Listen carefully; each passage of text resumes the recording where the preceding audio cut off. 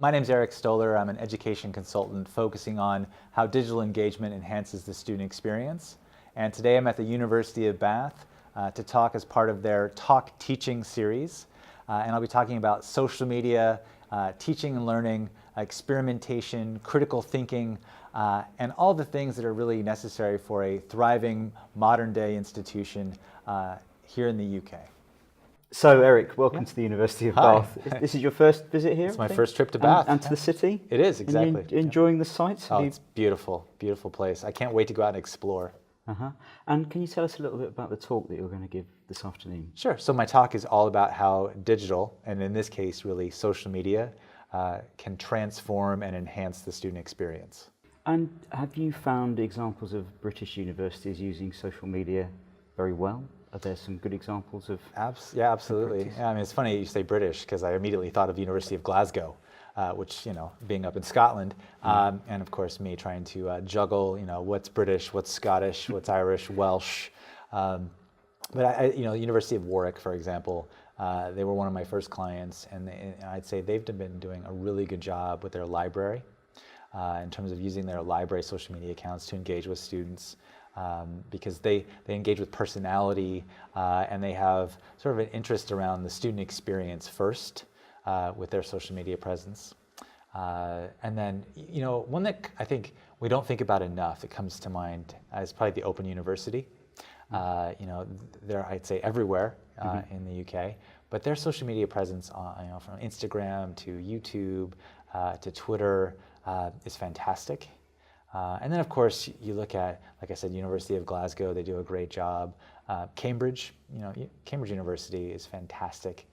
Their Instagram is probably one of my highest recommended Instagrams to follow because just the quality of the photographs and the unique shots that they post, it's definitely worth a follow. So I think people can probably immediately imagine what the use of Twitter might look like in a university setting. But can you tell us a bit more about Instagram? Because you're completely dependent on the quality of images, aren't you, in a setting like that? So how can a university engage with that kind of? Well, and it's funny because Instagram is it's like art, you know, and art is very subjective, and everybody has their own opinions on what looks good and what doesn't.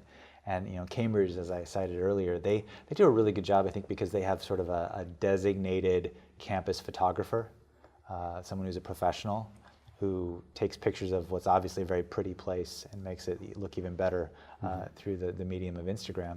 But they also do things like Instagram stories, which is sort of a daily story from a different point of view. So I know that a lot of universities in the UK have allowed students to take over their Instagram account and run maybe a story, sort of, you know, hi, I'm so-and-so, and this is my course that I'm studying, and here's what my day is like. And it's a fantastic way to kind of inject a unique voice into a university social media account, which is generally run by maybe a marketing and comms unit. You know, and a student's story is so unique, and so it's really empowering to, one, showcase a student's story, and two, get a different member of your community in there to sort of play in that social media space. So are the institutions that do the really positive stuff, are they exceptionally well resourced? Is it because they've ploughed money into this area, or are there other features or factors that affect success? Yeah, that's a great question in terms of, you know, the more money you put into it, is that going to enable success? And what I found, because I've worked with universities all over the world, is that it's not necessarily about resource or funding. It's just about the energy and enthusiasm of the people who are running the channels. I've seen teams of 3 or 4 people do amazing work that would rival a shop of 20 people. And so sometimes it just happens to be, you know, who's more artistic, who's more creative, and who's more willing to kind of relinquish control in order to create something really powerful. So those institutions that let their students run their accounts, you know, there's an element of relinquishing control there. And I think some institutions aren't necessarily at that point in their sort of social media growth where they're up to letting people run their accounts. So again, I think we can all probably imagine how social media helps to develop a sense of community and builds networks amongst students and staff. But our talk this afternoon is about teaching. So what kinds of uses can student-facing teaching staff consider for social media? So that's a great question. And it's one of those things where I'm always considering what the right answer is to a question that could have been answered years ago. We talk a lot about social media oftentimes as if it's still new or it's emerging. And there are newish channels. But for me, what it comes down to is what's keeping someone who is engaged in a teaching or lecturing capacity from utilizing social media. Because the variety of social media channels that we've been using, they've been around for a long time. Facebook launched in 2004 in the US. Twitter, I think, launched in 2006. YouTube's been around for a long time. Blogs and various blogging platforms have been around for quite some time. There's no shortage of tools. There's no shortage of examples of people in a variety of disciplines using different social media channels in their teaching practice. There are so many examples. In fact, it's almost too hard to name just a few because they're all over the place.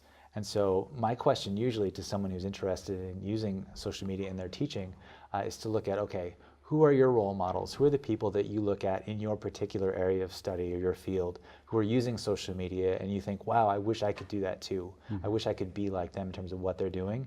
And initially you could emulate them. I mean, it's not as if you have to create something brand new from scratch. I think that's part of the art of teaching, right? We're all sort of borrowing from one another and it's like a giant remix project. And especially with social media, when it's all very public, you can see what other staff have placed on YouTube. You can see what other institutions are putting up on Instagram. The tools are there. And we've already named a few of them from YouTube, Twitter, Instagram, Snapchat, you name it. There are institutions, there are those involved in teaching who are using these technologies. So it's more of a question of what are the barriers to entry, or what are some of the challenges that people are having in sort of taking up these tools and embedding it in their own practice. Because like I said, the examples are everywhere. So you don't think it has anything to do with one's discipline or one's field of study? There aren't particular fields or courses that would be more open to using social media? I would think almost every field of study has a story to tell.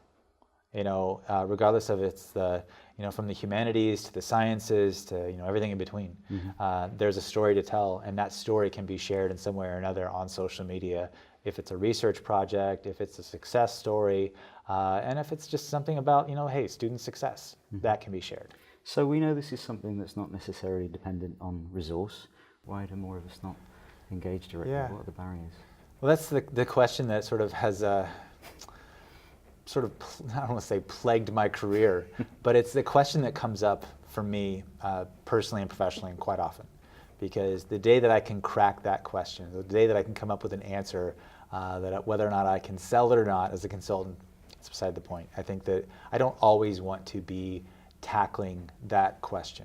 I think that question is sort of at the heart of my consultancy around digital engagement, because it's what's keeping people from moving forward. And I think sometimes it has to do with incentive and motivation. Does your organization reward you for experimenting with new things? And if you are rewarded for trying new things and learning new things, you will do those things. But if you're not, then you don't have to. And I think that happens a lot of times at the universities where people aren't necessarily rewarded for trying new things. In fact, when you look at sort of appraisals or promotion guidelines and things like that, systems that sort of rank you in terms of whether or not you're being successful in your teaching or research practice, experimentation isn't always in there because you might fail. You might try some social media platform out maybe for a particular module and maybe it doesn't work. But what did you learn from that experience? What did you learn for the next time when you try a different social media channel that might work more successfully? And I think that's really the key, is allowing people to fail, allowing people to experiment, but yet rewarding them for trying to learn new things. So it's as much about the culture that we generate around these activities as it is the activities themselves. Absolutely.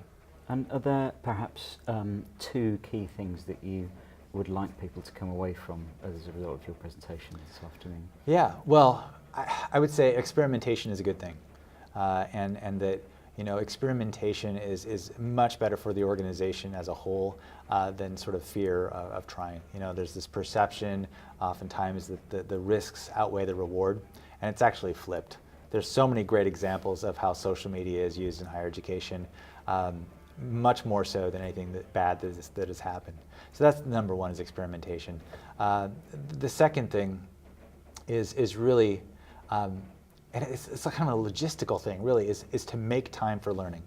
You prioritize time for learning. You can't experiment without time. And you've got to be able to put in time to learn new things. Eric, thank you very much indeed. Thanks a lot.